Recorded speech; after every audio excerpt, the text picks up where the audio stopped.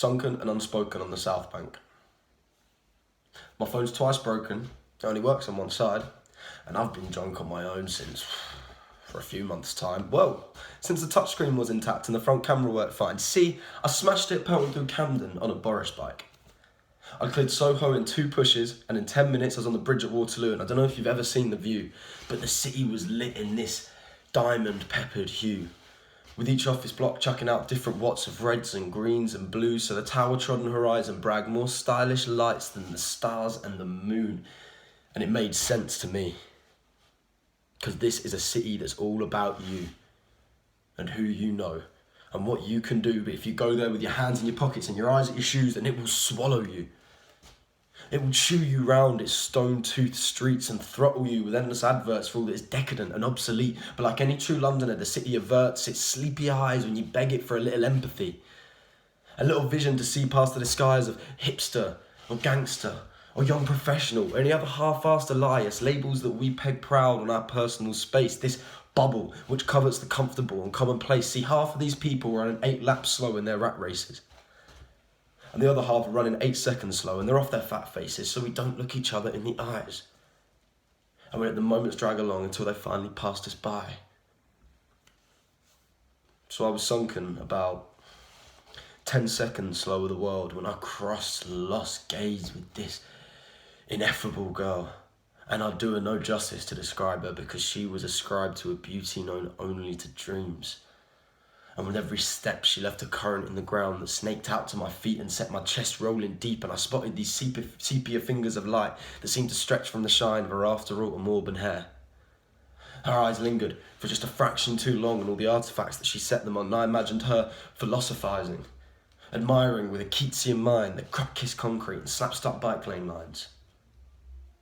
I noticed her dodge the gaps in the slabs in her street with a 2-step jump routine, and with every jump she was suspended at her trapeze peak, and the city was suspended around her, waiting for the punchline of her size 5 New Balance sneakers landing safely on the other side. The air was gone, I was sure of it, but I'd lost the will to breathe. I opened my mouth as though to speak, but the 15-20 feet between us was a vacuum and gravity weighed heavily on my knees. I couldn't stand, even if I thought to, but there was no thought. Her eyes found a bin, my bench, and then me.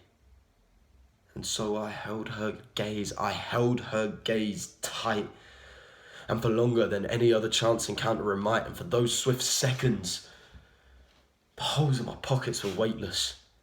And this cramped, lonely city deflated, so the spaces between the boroughs didn't seem so vacant and distrusting, but boundless and accustoming, and filled with excitement for the future instead of fear, because I'm scared of being here. I'm scared of the cogs and the gears that grumble under the pavement. They steer all these clockwork agents to their daily arrangements, somehow keep the lights bright and the sewers fragrant. I'm scared of getting lost in the river, in the gutters. Like quicksand, I fall through the ground, and when I need a hand to help me out, no one can offer me much. But sorry, I'm in a rush, I'll chuck a few coppers of the leftovers of lunch. It's the same fear that's got me glued to this bench. Brave enough to hold this Aphrodite's gaze, but ultimately just holding up pretense, because in a city this big, it's hard to keep your friends. And it's easier to let the moment pass than it is to grasp it in the end. So I smiled to her. It's just the usual commuter half smile, with your lips more pulled back straight than curled up your face.